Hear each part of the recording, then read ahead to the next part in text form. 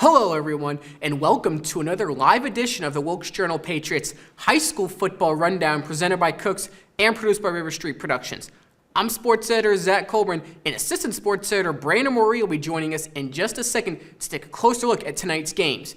It is the first round of the North Carolina High School Athletic Association state playoffs, and all four Wilkes County teams are in action tonight. Brandon's got more of those games over at the big board.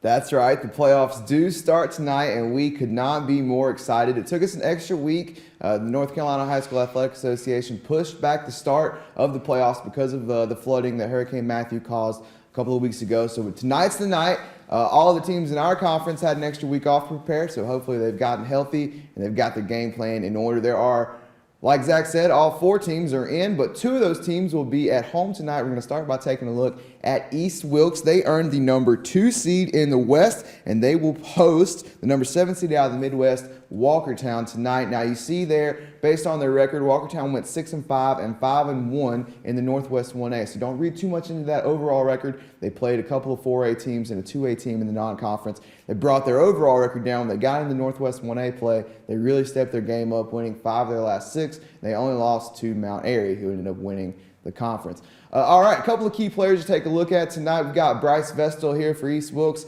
and quarterback Kendrick Campbell for Walkertown. We don't have headshots from the opposing schools today. We've got plenty of headshots of Wilkes County guys. That's our specialty with the Wilkes Journal Patriot. But these guys have really similar numbers, so I want to run through those because I think they'll both have a big impact on the game tonight.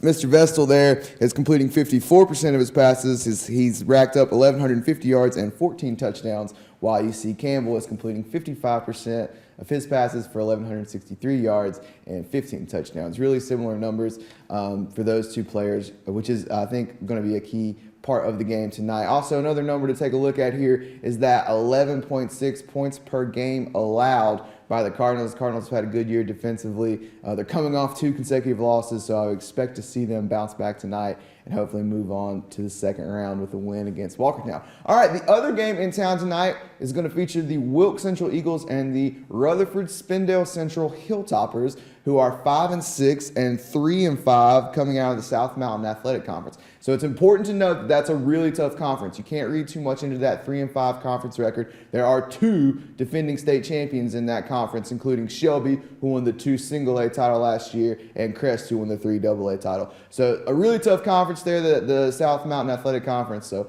that would kind of explain some of those numbers there. They don't score a lot of points, but they also don't allow a lot of points, just 17.7. The Eagles, on the other hand, score a ton of points. With the leading scoring team in the Mountain Valley Athletic Conference this year, which they won with that 7-0 conference record. Key players tonight to take a look at. Obviously, that's Justin Parsons over there for Wilkes Central. We talk about him every week, I feel like, but he's had a phenomenal year. He's up to 1,893 yards and 29 rushing touchdowns on 223 carries. With a good game tonight, could go over 2,000 yards for the season. And for the Hilltoppers, running back Tyrese Tate is looking to crack 1,000 yards tonight, which he's very close to doing. He's got 982 yards on 139 carries and 12 touchdowns. Expect that one to be a good one as well. If you're not able to make it out to the game, you can catch that one on 3WC Radio. Aikman Chambers will have the call on 1240 on your AM dial and 100.1 on FM. Also, of course, Zach will be there, so you can follow us on Twitter and we'll have updates as well. All right, out of town, we're going to start by taking a look at North Wilkes. North Wilkes is traveling to North Rowan. They've got a tall task ahead of them, taking on the Cavaliers, who finished 9-2 and 5-0 in the Central Carolina 2A conference this year. A number that jumps out immediately there on that board is 11.9 points per game. They don't give up a lot of points, and a lot of that has to do with the big guys they have on that defensive line. They have had a great year, and they are very big and athletic. That could be trouble for Jarrett Grimes here. Grimes is, as we talk about every week, is in the middle of a great season. He's already over 2,500 rushing yards and 29 touchdowns.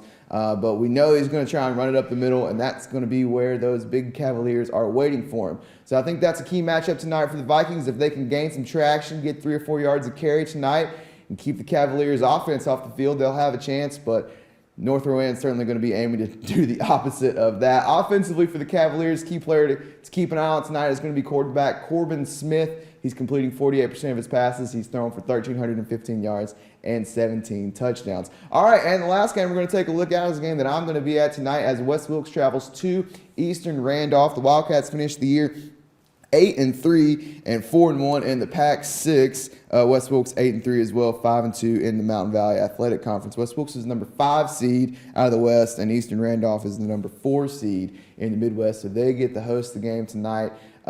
Pretty similar numbers, both teams scoring about 30 points per game, both teams giving up about 20 points a game. But the key difference is how they've been getting those points. For Eastern Randolph, they're throwing the ball a ton. Quarterback Tyrese Austin, who's a player I've pegged as a guy to keep an eye on tonight, was the Offensive Player of the Year for the conference for the Wildcats. He's completing 55% of his passes. He's thrown for almost 2,000 yards and 25 touchdowns. For the Blackhawks, we talk about Alex Ortiz a lot, but I think he's a key player for the Blackhawks. Certainly want to keep an eye on him. He's been a little bit of everywhere for the Blackhawks this year. He played some at quarterback. He's caught some passes. He's come out of the backfield. He's got 1,177 total yards and 19 total touchdowns. So he's been a big part of the Blackhawks offense all year long. Going to be a good matchup for all 4 Wilkes County teams tonight. We're excited to finally get the playoffs going. Like I said, be sure to follow us on Instagram and Twitter. Or I didn't say Instagram yet, but Twitter for sure. Follow us. That's where we'll have updates tonight. We'll probably put some nice pictures on Instagram, so go ahead and check that out too. It's where we like to showcase some of our better action shots. We will have updates tonight. You can follow those on Twitter or on our website at www.journalpatriot.com/sports. And we're just excited. I don't know what else to say, so I guess we'll send it back to Zach. Thanks, Brandon. Winners from all 4 games will play in the second round next Friday night. That's the Friday after Thanksgiving, so that should be interesting. Okay, this has been another live edition of the Wilkes Journal Patriots High School Football Rundown presented by Cooks. Be sure to follow us on Twitter tonight at WJP_sports, and we'll see you tonight.